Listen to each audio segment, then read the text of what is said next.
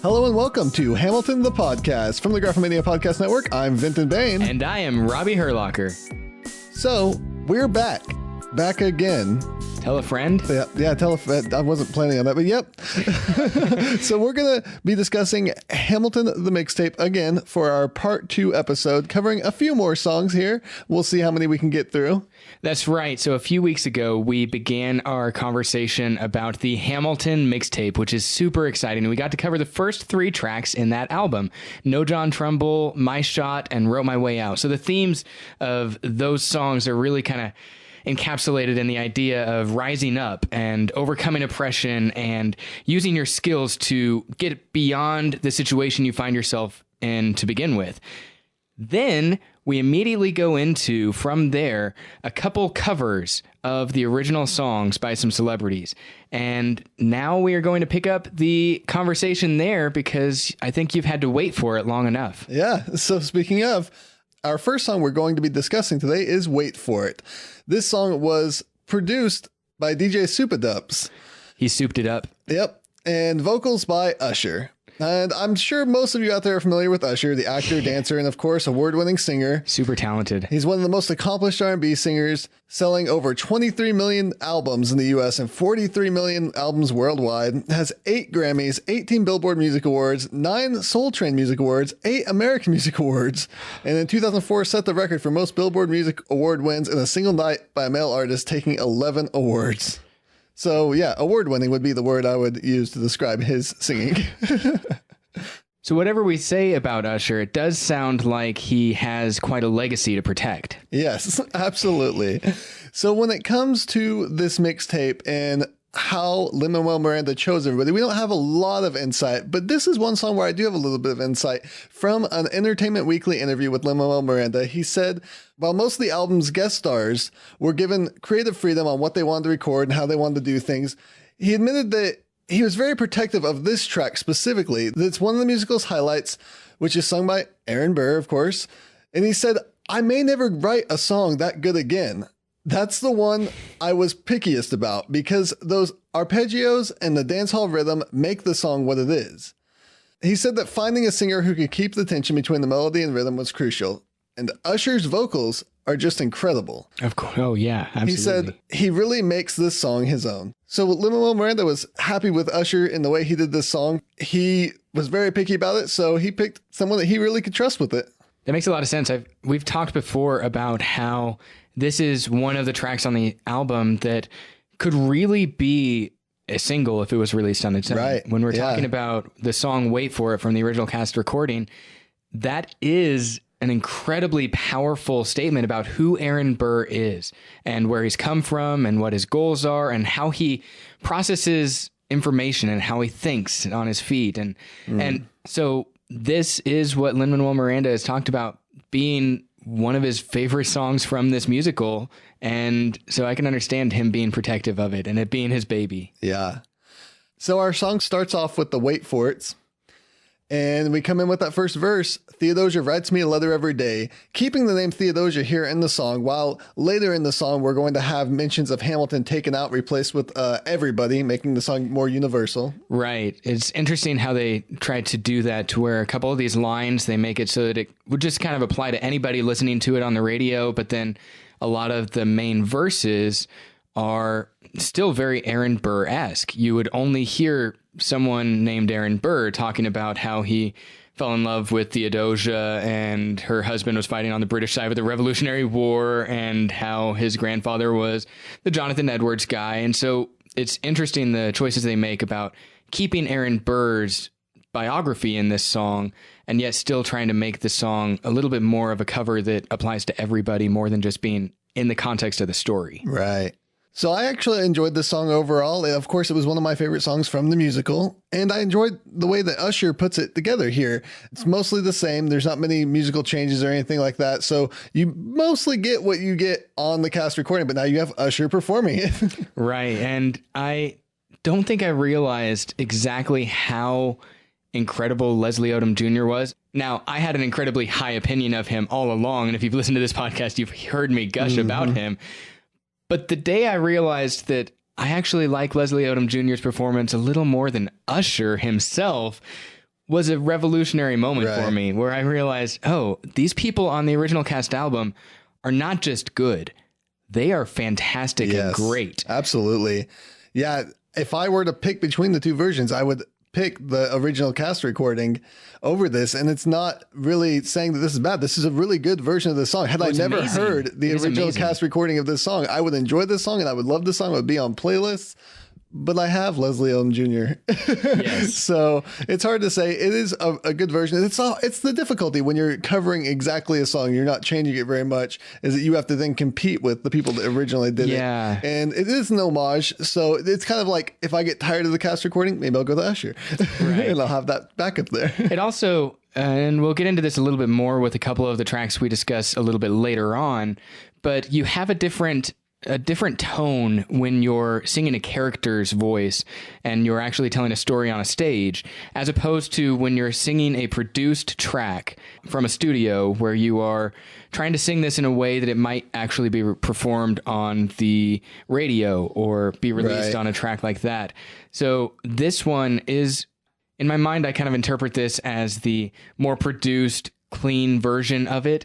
And when I hear Leslie Odom Jr. perform it, there's a lot more character in his voice. Not that Usher lacks character, but that there's more, less technical singing and more of the, I'm getting my emotions through the things that we're trying to convey in the scene of the musical. The singing is carrying the emotion from before everything that has happened up until this point in the musical. Yes. So it's a character. It's an actor playing this character and holding all of that and pouring all of that onto the track.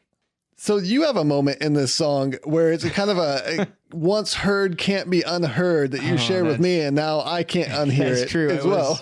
I was debating whether I wanted to point this out or not, but in the first verse, when Usher is singing, he adds a couple of his kind of typical hip hop R&B grunts to the music, where he says, Yeah, it is a typical thing. So when the first few times I listened to this, it never caught me off guard. I was just like, yeah, this is pretty normal. It just made sense in the context of the song and made it feel more like Usher was owning it. It was his typical, it just felt R&B. It felt right to have those grunts in there. But then I started listening a few more times, and I realized there's only one context where the grunts ever happen in the entire song. This is a situation where it's what you don't do that changes everything. It's where you don't make the noises. Exactly. In a song that has it's a brilliant melody, but it's a simple melody, and it's one that's repeated frequently. So we could have put those grunts into the same place on second verse, the third verse, on the choruses in different places. But instead, there's only one place where he includes them. And it's in the verse where he says, I'm keeping Theodosia's bed warm while her husband is away. And you hear him kind of grunting and making very specific sounds that I will not explain in case your children are listening. This is a family-friendly podcast, but there are sounds being made. So we need to explain nothing, and we can move on to our next song pretty much at this point, which is An Open Leather Interlude. This is a cut song from the musical that we've discussed a bit before on the podcast on episode number 18, the John Adams episode. And so you can hear some of our thoughts from it then, but we're going to cover it in a little bit more detail here. And of course, it's performed by different people on this mixtape. We have slam poet turned rapper Watsky performing the vocals here, and beatboxer Shockwave, along with composer and producer Bill Sherman, making the music on this track. Can we talk about how amazing Shockwave's beatboxing is? Shockwave is pretty fantastic. I have seen professional beatboxers do entire shows and sets before where they have a pedal and they record themselves for a bit and they go on top of each other. And it's just incredible to see the things that the human instrument can do with your voice and with your vocal cords, doing incredible things. But man, this is just talent. Yeah. Shockwave and Bill Sherman are both in Freestyle Love Supreme with Lin-Manuel Miranda, and they've done Ham for Ham with Lin-Manuel Miranda. We've got to see some of his Shockwave's beatboxing skills there, and some of those videos are real cool. You can look them up on YouTube. And Watsky, of course, was a bit of a YouTube sensation, turned into an actual rapper. Not that being in YouTube makes you not an actual rapper, but selling albums actually and moving past just viral internet fame. You can definitely hear his kind of slam poet roots in this song, the way he draws out certain lines and just speaks them in the perfect way you would for a diss track. Right, yeah. I mean, you're basically reading a letter here, and so slam poetry lends itself to that, where it's not quite as musical, but you're trying to get the emotion and the rhythm still in there. Mm-hmm. So I really like it a lot. Watsky did an interview with Billboard about this song in particular, saying that it was different than most that he'd ever recorded. For the first time he was rapping somebody else's lyrics, he had a hard time finding the rhythms when you have somebody else's song and trying to figure out how you should perform it. And of course, he was doing a lot of double time in there. So he said he listened to the outtake that they had done, and he practiced a bunch and tried to get his own spin on it. And he uses the term hip hop theater to describe Hamilton in general.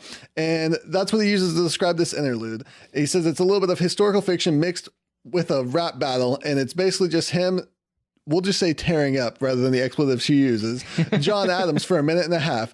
I love it so much. Also, as we dive into the text of this song and get into some of the themes that are discussed here and the history and the ideas being put into this short track, one of the first things I want to comment on is how, coming out of the song Wait For It, the most interesting thing that I think they do with this track is that they don't even let Hamilton wait for the end of the song Wait For It. You hear the melody fading out, and you hear that piano line being repeated over and over again as the fade out is happening for the song Wait For It. And Hamilton, just to emphasize how little he has in common with Aaron Burr at the beginning of the musical and how little he is willing to wait for it, you hear the scribbling start out. Right. I like that scribbling in the background. I don't know if that's Shockwave making those noises with his mouth or what it is. I'm not sure, but that's what I imagine it being. And you hear that Hamilton is not even waiting for his track to start before he gets into the letter that he is writing, and he goes right into it saying, this is an open letter to the fat, arrogant, anti-charismatic national embarrassment known as President John Adams. And this song is at least partly inspired by the letter from Alexander Hamilton concerning the public conduct and character of John Adams, Esquire, President of the United States, which was a real letter that you could go look up and read. And I like that in the intro here, Watsky just speaks these lines, almost like he's dictating the letter, and then he starts rapping as he goes into this diss track. Right. If there's one song on this entire Hamilton mixtape that gets stuck in my head more frequently than any other, it is this track. It is going through my head all the time when I'm thinking just, the man's irrational. He claims that I'm in league with Britain in some vast international intrigue. Trick, please. You wouldn't know what I'm doing. You're always going berserk. You never show up to work. Give my regards to Abigail next time you write about my lack of moral compass. At least I do my job up in this rumpus. Ooh. This has so much dense information and so much fun burns being thrown at John Adams there. You see the beef that they have with each other, where John Adams and Alexander Hamilton, historically, they were both members of the Federalist Party. If we were thinking the way that political parties work today, they should have been working together, right? Right. They should have been working together to defeat those Jeffersonians, to try to overtake Thomas Jefferson and make sure he wasn't going to become the president. But instead, Hamilton had a huge personality. And Adams had a huge personality. Absolutely. And when you get these two egos into the same room, it doesn't matter what their political interests are as much. Neither one of them knew how to let well enough be alone. Right. At the Constitutional Congress, they just went head to head with a lot of their ideas. And even later, when Hamilton introduced his plans for the central bank, Adams just really fully became distrustful of Hamilton and everything that he was standing for and all the ideas he was proposing. Yeah, and a lot of Hamilton's critics pointed back to the Constitutional Convention when he was talking about the establishment of a monarchy that was kind of British style, and that isn't what Hamilton became. He wasn't a monarchist for his whole life. He presented this thing at the open forum that was the Constitutional Convention, but then once that meeting was done, he was one of the largest defenders of the Constitution and the constitutional form of government that we had today. He was one of the biggest architects of our federal government as it existed in its earliest form. And so the attacks of calling him a royalist or a monarchist stuck around for a long time, but they weren't necessarily well-founded or good. But there were a lot of things where they just, one, didn't see eye to eye, but then there were a lot of personal things where John Adams just couldn't get over the fact that Hamilton seemed to be this irreverent punk kid of an immigrant who was coming in and messing with the system, who didn't belong here. And there were just a lot of things where he attacked Hamilton left and right. And Hamilton's not the kind of guy that would let well enough be alone. Right. That's one of those things that happens when you come in and you have high energy and want change. So this idea of Hamilton being accused of being in league with Britain in some vast international intrigue, this is the idea of him trying to draw the United States government to a more British style of rule, trying to say that if we were to establish a British style government here, then maybe we could have some close ties to our former motherland or fatherland of Great Britain. And so there's that part of it. Then there's also the idea that during all of the French Revolution, Alexander Hamilton, as the Treasury Secretary, is trying to increase the ties to Great Britain, and he's trying to increase the economic dependency we have on trade with the English state instead of the French state. Right. And so in the middle of John Adams' presidency, Adams has to make some very hard decisions regarding where he will stand in relation to our treaties with France and in relation to our treaties with Great Britain. And Alexander Hamilton and John Adams didn't see eye to eye on all of those things. If you watch the John Adams miniseries, you can watch some really intriguing interactions between John Adams and Alexander Hamilton, where they just go right at each other. And Paul Giamatti does not let Alexander Hamilton off the hook easily. Right. And that doesn't cover a lot of the relationship between Hamilton and Adams. Of course, it's focused on a greater scale, but we covered that in a couple episodes. We also covered John Adams in the episode, like we mentioned before. And the Cabinet Battle actually covers some of that information with Hamilton and the support of the French and all of this. So that's true. There's a lot of areas. If you want to dive back into some of those episodes, there's a lot of them. So it's pretty typical in a diss track to start talking about yo mama jokes or to sneak in like your woman. I was with your woman Yeah. or something. And so as someone who was frequently attacked by John Adams as having a low moral character, when Hamilton responds in this open letter, this diss track that we're talking about right now, he says, "Hey, give my regards to Abigail, your wife, next time you write about my lack of moral compass." It's just kind of a nice little jab at John Adams, which makes me angry because I love Abigail Adams in history. But you leave Abigail out of this. You leave Abigail alone. She is a national treasure. But still, there's a good burn in here about how Adams never shows up to work. And apparently he did spend a good portion of his presidency in Boston at home with Abigail when she was sick. And something I read online said that it was the longest stint to date of any sitting American president being away from their presidential duties to take care of family things for a while, which is interesting to see that the second president of the United States had the longest stint even to date of being away from their presidential duties for that. Yeah, and he continues this idea in the next part of the letter saying, well, first of all, I really like this line. The line is behind me. I crossed it again. Yes. And he starts picking up the tempo there. He's said all of this, and it's like he's kind of slowly getting into it. Even though he was kind of speaking when he went into this, like there's no doubt that he is unable to stop now. He's going nonstop. The line is behind me. I crossed it again. Well, the president lost it again. And he's so much faster in this verse. Yep. And he says, "Better run, tell your wife the boss is in Boston again. Let me ask you a question. Who sits at your desk when you're in Massachusetts?" Just calling in the question again. Are you doing your job? Yeah. You're never around. Where are you? Who sits at your desk when you're in Massachusetts? I always hated the name Massachusetts. It always was a hard word for me to pronounce when I was a kid. I always sounded like I was saying something different on the last syllable there. So if you have listened to either our episode on John Adams or to our episodes covering the musical 1776, you know what Hamilton is talking about when he says they were calling you a dick back in 76 and you really haven't done anything new since. they're referencing back to the Continental Congress and the creation of the Declaration of Independence. John Adams was one of the staunchest defenders of the Declaration of Independence, pushing through the notion that we need to have this. He and Benjamin Franklin and Thomas Jefferson were on this committee together to get the Declaration of Independence pushed through the Congress and to get it ratified by all the states, to get it into the form that we have it today. And if you've listened to the musical 1776 or our episodes covering it, you know that in that meeting to get the Declaration of Independence passed in 1776, you hear John Adams over and over again referred to as being obnoxious and disliked. That is the idea, that he was a dick during this meeting. They were calling you a dick back in 76, and you haven't really done anything new since. Sit down, John. Sit down, John. For God's sake, John, sit down. That's such a fun opening number for 1776. If you haven't listened to the musical yet, pull it up. There are versions on YouTube, and there's one video of it where Mr. Feeney himself plays John Adams. You need to check it out. It's so good. Now, if you've watched the John Adams miniseries, you also know that he had done several things between the Continental Congress and his presidency.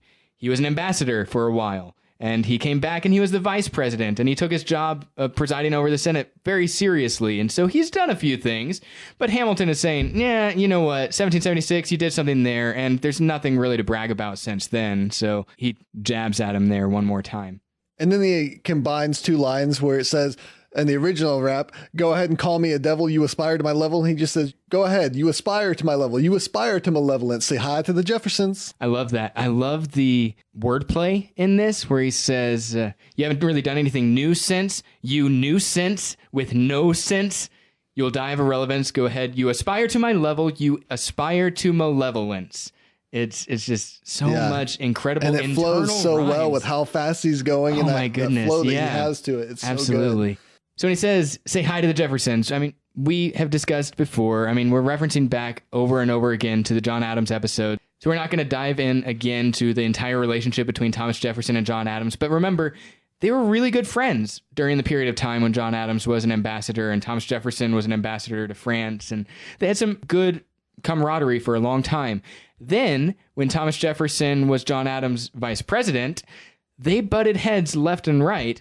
And Thomas Jefferson actively was using inside information from being a part of the administration to write letters against the John Adams presidency. They fought each other left and right, and they were heads of rival political parties, which just, it was a bad idea to do that for your president and vice president being from different parties. It just was not a good idea. I'm glad that stopped a couple administrations later.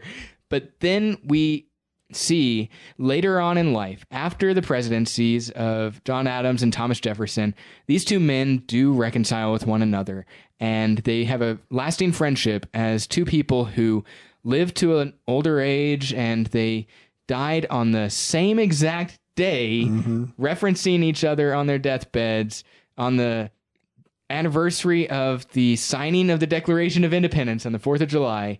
And you see this friendship that does last a very long time. So say hi to the Jeffersons is just an allusion to that friendship they had. So say hi to the Jeffersons and the spies all around me. Maybe they can confirm, I don't care if I kill my career with this letter. So all the spies around him. Why don't you tell us a little bit about that, Robbie? You know, that is one of the most interesting lines, I think, in this particular track, because I haven't read anything, just to be honest, about what Lin-Manuel Miranda was thinking about when he wrote, and maybe all the spies around me can confirm this thing. But when you first hear it, it sounds like John Adams or Thomas Jefferson, somebody is spying on Hamilton, right? It sounds like Adams is doing some active intel to get some details about Alexander Hamilton's life. Maybe he's a little paranoid. He comes off as paranoid in every paragraph that he writes, as Eliza would characterize it when he's writing about the Reynolds pamphlet. But here, I wonder also about how Adams, during his administration, one of his historical mistakes, or you could frame it in whatever way you want, is that he decided to keep a good number of the cabinet picks that were on George Washington's final cabinet to try to have some consistency between the Washington presidency and the Adams presidency. He wanted to keep a lot of those people around for the Treasury Secretary and the Secretary of State and such. But what he found out later on, after being warned by people like Thomas Jefferson and some others, don't keep those people around, is he found that they were primarily loyal to Hamilton and not to John Adams. So some of these people that were in the Adams administration were truly sneaking information back to Alexander Hamilton about, this is the thing we're discussing in the White House, because it was built when John Adams was president. These are the things we're discussing at the Capitol that we would like to have your input on, Hamilton. And so Hamilton was getting fed information by members of the Adams administration. So it's almost like the spying could go both ways. Yeah. It could be that maybe the spies that you've sent to watch me are going to report back to you and say something. But then there's also the fact that this whole tract originated with him saying that you think I'm involved in some intrigue and you think I'm spying on you. Well, maybe some of those spies can go back and forth and confirm what's going on here and give you some of this information about my life. So I don't know. I would love to hear what some of our listeners think about this, this idea of spies surrounding Hamilton. Is he just paranoid, or is he talking about the cabinet members in the Adams administration? What's going on there? If you have a link to some articles, we would love to read those. So then he brings his diss track here to a close with that line from 1776. Sit down, John, you fat mother. He drops the bomb. Yep, there it is. And that is one of the lines that actually did make it into the musical itself. Right, it's censored a little bit. Yeah, it's censored in the final version. So our next song is Satisfied, performed by pop artist Sia, featuring rapper, writer, producer Queen Latifah and singer Miguel, produced by producers Tony Esterly and Mike Elizondo, I'm assuming. I haven't heard of him. Yeah, they're just Tony Esterly and Mike Elizondo are just producers. They make music for other people and do a great job of it. So I mean, this song is great. I know that much. I appreciate how in the themes of this track being laid out in a certain way. At first, I was a little concerned because for Satisfied to work, you need Helpless, but next to it, like the whole wedding scene is supposed to go together, where you have Helpless followed by Satisfied, and you're like, that's how they work. They're a unit. They're a couple.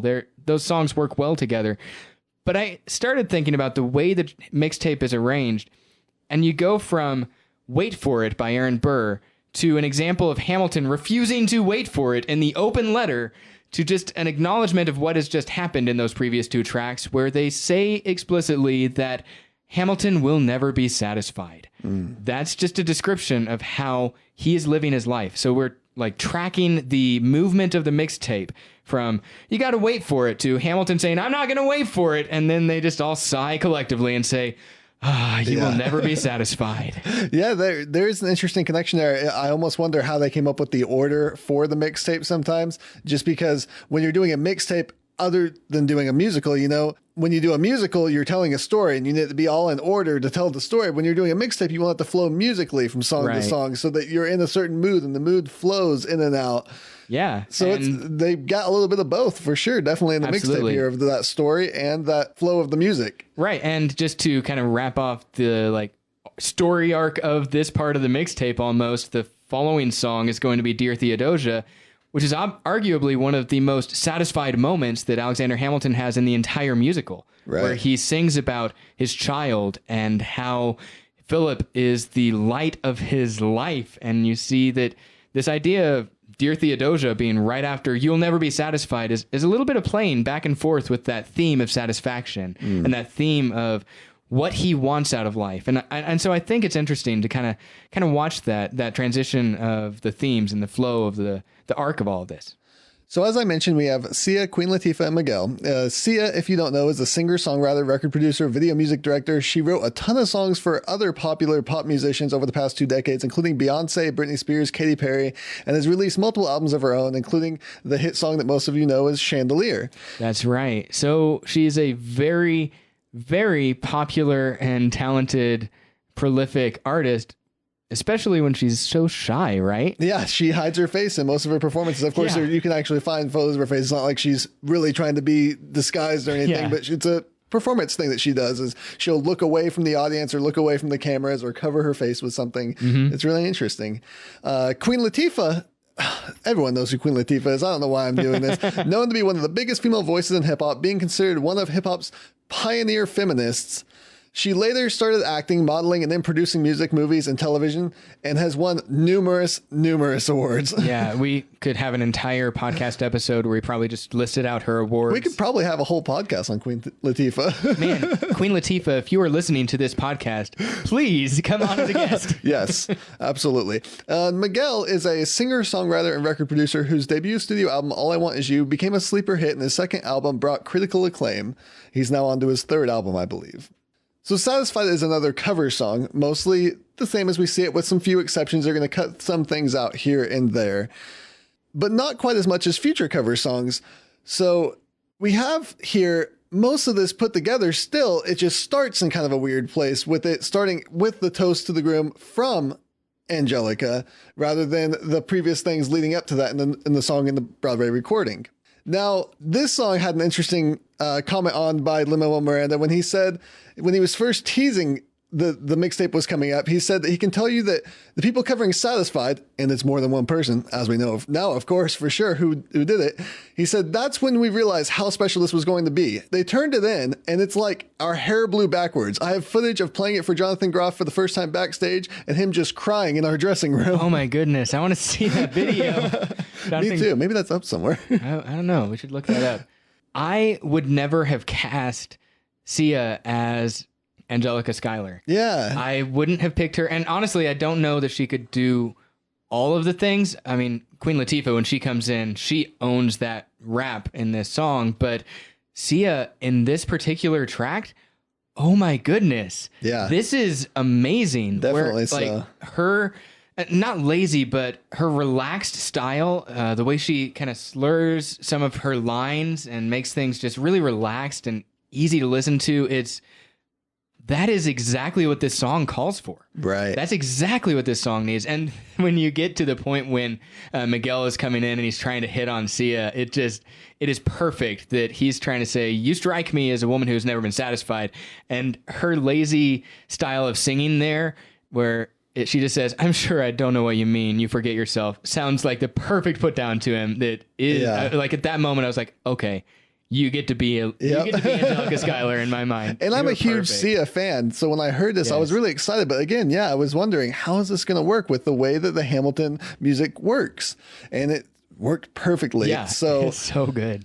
So we won't go into all of the lyrics and dive into the storyline of this particular song completely. If you have listened to Hamilton at all, you know this song. If you've listened to our podcast before, you've heard us cover the events of the Hamilton Schuyler wedding and the toasts and everything that happened there. You can go back to previous episodes and listen to that. But this is essentially picking up from Angelica making a toast to her rewinding to the night when she met Hamilton and really fell in love with him, but then decided to let her sister be with Hamilton instead of herself. Now, one of the few changes in here that I can't help but always hear in my head, and I almost regret that it's not in the recording, is when they say to your union, and then they don't say to the revolution. And I just hear it in my head every time afterwards. I do too. It's like, it might as well be there, guys. Come on. I'm still hearing it. We know that this is Revolutionary War. You're not going to trick us. Other than that, there's just a few times where Sia will speed things up, slow things down, hold out different words here and there. So she adds her own twist to it, for sure. She owns this song in her own way. But yeah, this is definitely a song that I will have in playlists. I love this version. Queen Latifah and Sia both just kill it. They are awesome. So the next song that we're going to be discussing is Dear Theodosia by singer-songwriter and pianist Regina Spektor and featuring singer-songwriter and pianist Ben Folds. Those two are wonderful. Right. Both of them are so good. This is co-produced by Regina Spektor and musician-composer Leo Abrahams. If you don't know Regina Spektor, she's an award-winning, classically trained pianist with a beautiful, beautiful voice and multiple albums that you should definitely listen to. Ben Folds is a singer-songwriter and record producer. He was the frontman of the alt-rock Ben Folds 5, if you didn't know by the name, and has performed as a solo artist touring all over the world. He was also a judge on the Sing Off from 2009 to 2013. Ben Folds was someone that my college roommate James got me into. He had every album. He made me listen to Ben Folds over and over again. And he's so talented too. I mean, yeah, he's done so many things too. Experimental music, soundtracks, working with other artists, producing other albums for other artists. Right. I mean, he's done like parody hip hop stuff before where he does the song where it's tongue in cheek and it's almost sickening to hear it, but he's making it as a joke, as a statement when he sings, y'all don't know what it's like being male, middle class and white. And he starts rapping about that. It's kind of funny. But in this song, Regina Spektor is the highlight. She sings most of this entire song herself, which is an interesting choice because it is a duet in the stage production. You have Hamilton and Burr singing to their children individually. But here, really, in the recording we have, Ben Folds just kind of comes in and sings a few lines here and there where he comes in and sings, "My father wasn't around." And then Regina echoes him. It really does strip the story out of it and makes it more of just a song here. Yes. So you don't have necessarily Hamilton's part even. You just have someone echoing the choruses and joining in for musical purposes. And correct me if I'm wrong, but I think that they don't even name Philip whatsoever in this song. Like they do say "Dear Theodosia" in the first line, but besides that, it's just a song. If you took out those first two words, you wouldn't know that there was a specific name to this child that they're singing of. The gender swap on this song is a little bit interesting in itself, just for the political side of it, because we've talked before about how in the stage production, Dear Theodosia is a wonderful moment of strong male characters expressing strong emotional feelings, which is oftentimes looked down upon and is often cast down on in a society where masculinity is so fragile, and we believe in toxic masculinity that really hurts people and makes it so that men can't express weaker feelings. And this isn't even a weak feeling. This is a strong feeling of love, a strong feeling of appreciation for someone and hope and optimism in your child and in their future, and you're invested in this. That's how fatherhood and that's how motherhood's supposed to work. You're wanting to build them up and pour into them, and you will do anything to make your children have a wonderful, better future there. But in the original song, you have two fathers singing to their children, and Regina Spektor here is singing in from a more motherly perspective because she is a woman here,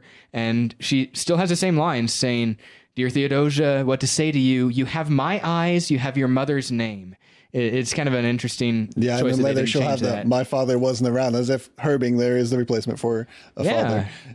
It is interesting. I don't know the family history of Ben Folds or Regina Spektor, but I imagine that... I think from the little bit I know that Regina Spektor was very close to her parents, and they were wonderful. So it's not coming from a place of... So it's not autobiographical there. But I can imagine this is...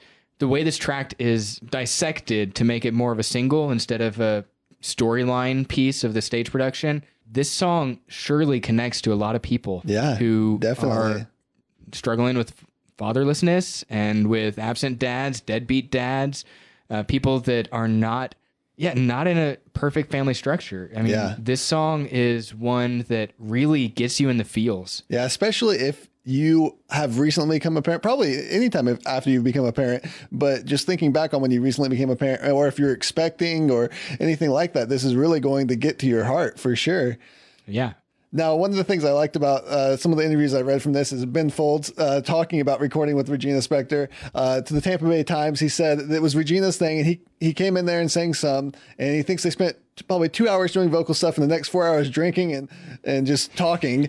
But she's so good. The track is just great, he said. And then to Entertainment Weekly, he said Reggie, which I guess he calls her, Reggie sang out of that song, and I was just happy to be there. I would have been the water boy if she wanted me to, but I was glad that I didn't have to rap. Oh man, that would have been fun too, though. I would have loved to be the water boy. I would have loved to just be in that room. I would have loved to just be a fly on the wall. I mean, they seem like cool people to hang out with. Yep. So Ben Folds, like we said, plays Hamilton's role a little bit throughout this, but Hamilton's verse from the original is taken out and they go straight to the bridge there, so he doesn't talk about his own son in the song.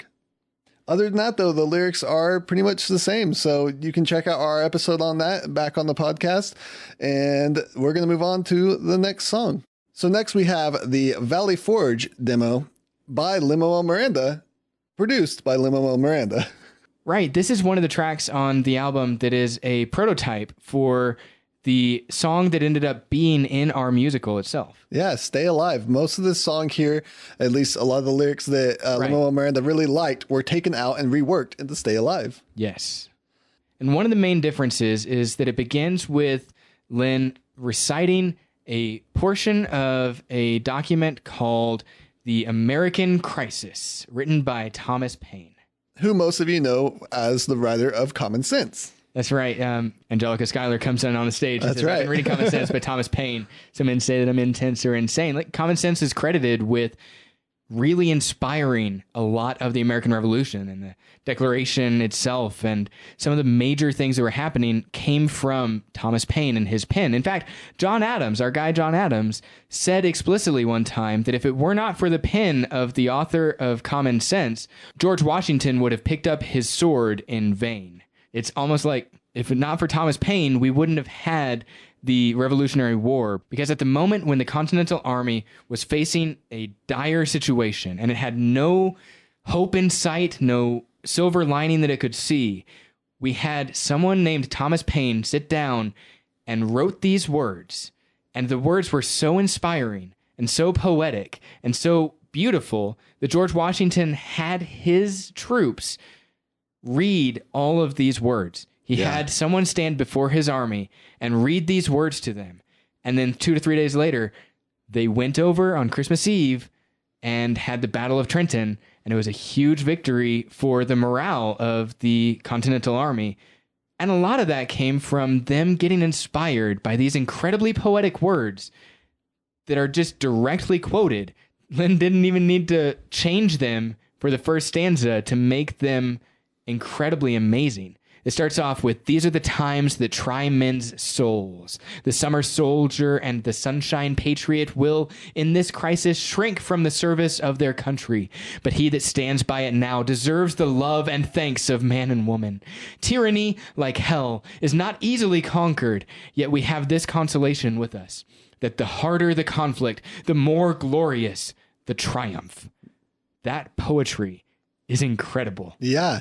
And that part of it, I definitely wish was in the musical somewhere there, because I just love it so much. Now, Lin-Manuel Miranda said that the reason why that this didn't make it in as it is was because it's not that interesting to watch a bunch of people freezing to death slowly on stage. Interesting. And so he just took the best parts of it, put them in a different song, and then he got to introduce it here. And this is one of the reasons he put together the mixtape, is to show people what they were missing from the musical that he created. I do like that we get an intro just before the Thomas Paine there with that Hamilton Mixtape return. We talked about it in the last episode. That was doing a lot of that to tie it together, having it flow as one thing. I've been playing a lot of the Hamilton Mixtape around the toddler lately, and recently she was running around the house singing the Hamilton Mixtape, Hamilton Mixtape, Hamilton Mixtape. It was just so funny because she had heard those words enough times that she was just reciting it and asking for it. So after Thomas Paine here, we get these lines, I am seeing the best minds of my generation waste away in pestilence and starvation. And this is a reference and a riff off of Allen Ginsberg's poem Howl, which begins, I saw the best minds of my generation destroyed by madness and starving hysterically naked. And then, of course, we get, I have never seen his excellency so despondent. A little bit different there, rather than the general so despondent. Right. So I've taken over writing all his correspondence. That's actually one of the reasons people accused Hamilton of being a monarchist, is the way he would call Washington his excellency, as if there was this king thing being set up here. Yeah. We get that same part of the song there, the I have written Congress, except here it's received dishonest responses. I am beyond comprehension of their nonsense. They say, saddle up, attack the British forces. I shoot back, we have resorted to eating our horses. And then you get into some of those lines that got pirated into the final version of Stay Alive with local merchants deny us equipment, assistance. They only take British money, so sing a song of sixpence. A direct reference to how the continental dollar was so depreciated. And at this point in time, we didn't know whether the French would get into the war or not. We didn't know whether the continental dollar would ever rebound. And so we had a depreciated currency, and people were only taking the British money because if you have a shop and you need to make sure that you're making money, you're not going to take that dollar that means nothing in a couple months when the Continental Army is defeated. You're just going to go with whatever's actually going to make you money. And so this was a dire moment where the soldiers were dying. You had reports of people eating their horses, eating their dogs, and eating, like we talked on our episode about this, about how some of them were actually eating leather shoes for sustenance. And it's so ridiculous. Now this line that he follows us up with was 60 tents full of dysentery and death. Not quite accurate. One of the reasons why they were here in Valley Forge was because there was so much timber. So they would build wood cabins for the soldiers to live in. Of course, some of those were better than others, depending on the carpentry skills of the soldiers. Yeah. I've seen some pictures, and it's very interesting to see these really nice cabins and some that just look like piles of wood stacked on top of each other. And of course, dysentery was killing a bunch of soldiers back then. You got a lot of the alliteration there with 60 tents full of dysentery, death, dying breaths, and dilettantes and deserters in the distance. Yeah. And then you hear the reference where it's a little bit harsher in this version of the song, where he says, "Congress, I beg of you, justify your existence. Are you men or just a bunch of indigenous infants? Unite these states, give them stakes in our resistance. Do you have no influence at all, you effing skinflints?" And Washington himself has to come in and say, "Hamilton, tone it down." But sir, I mean, this is the idea that they're facing certain death almost. They're really devastated. They're in a desperate situation, and Congress isn't giving them the funds they need. Congress is pretty weak. They can hardly even raise the funds they need because the states have more power. The articles that kind of held the states together were really weak, that kept the Congress from being able to raise a lot of money. So you see the beginning of the forging of the Federalist Party, where you have Washington and Hamilton together saying, you know what, because of this experience at Valley Forge, maybe we should have a federal government that can actually tax people, that can actually raise money and can actually support an army, that can actually do things in a beneficial way for society. And so the fact that they were wrestling with a weak Congress probably inspired Hamilton later on to say, we need a strong federal government instead of a weak one. But that's another conversation about the whole Federalist Party getting created. And I like, of course, Washington here coming in to cool Hamilton down like he does, bringing that wisdom in, saying, come on, we got to cool down here, think about what we're doing, word things properly. And I do like that he comes in when Hamilton drops the F-bomb there, because Washington actually had issued a general orders on profanity, saying that swearing was a vice so mean and so low, without any temptation, to every man of sense and character detests and despises it. I love that. Washington is so noble in that. Yeah. And it's a perfect Washington thing. And you go into that, Alex, listen, there's only one way for us to win this. And of course, provoke outrage outright. Don't engage, strike by night. That great line there. Yeah. Talking about the Fabian warfare and the guerrilla warfare. And this particular piece got directly into the musical. And it kind of ends the tract with Hamilton originally being frustrated, stressed out. And then he gets just worked up and angry with Congress. But then as Washington calms him down, Washington and Hamilton end on the same page as they often were in history, where we saw them together creating the strategy, together creating the policies, together saying, okay, we are now together. You outrun, outlast. You hear Washington and Hamilton finally syncing up with their mindsets. There's no chicka blast, though. Chicka blast. I do like that. And there's no raise a glass either in this. But you hear those words, and it's so profound. So as this track wraps up, we have covered the wait for it idea, the fact that Hamilton wouldn't wait for it, and so he aggressively wrote an open letter to President John Adams destroying him.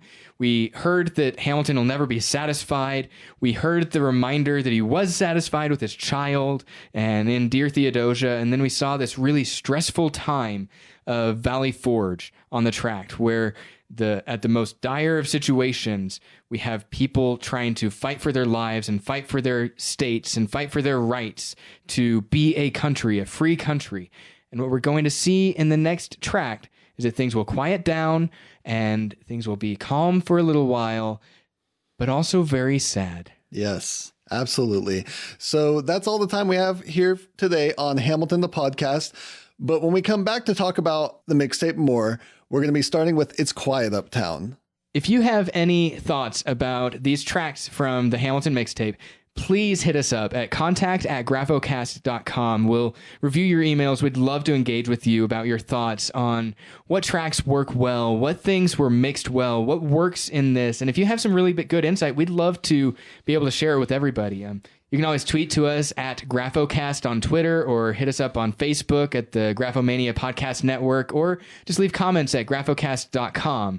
Individually, you can reach out to me on Twitter. I'm at Alpha Knight. And I'm at Flesh Eater. And this podcast, like all the podcasts from the Graphomania Podcast Network, are completely listener supported. If you would like to support the network and this show specifically, go to patreon.com, patreon.com/Graphocast, GRAPHOCAST, and consider giving us $1 or more a month and get some special goodies, including secret shows and more. Until next time, I'm Vinton Bain. And I am Robbie Herlocker. And it's going to get quiet uptown once again. I don't know if I have it in me to do this again.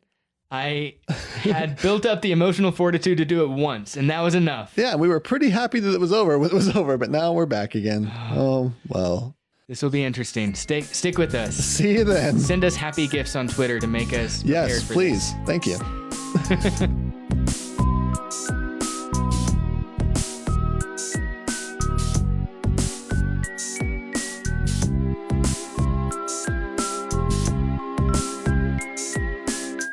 This has been a Graphomania production. If you would like to hear more podcasts, go to graphocast.com, GRAPHOCAST.com. Follow us on Twitter at Graphocast and like the Graphomania page on Facebook for news and updates.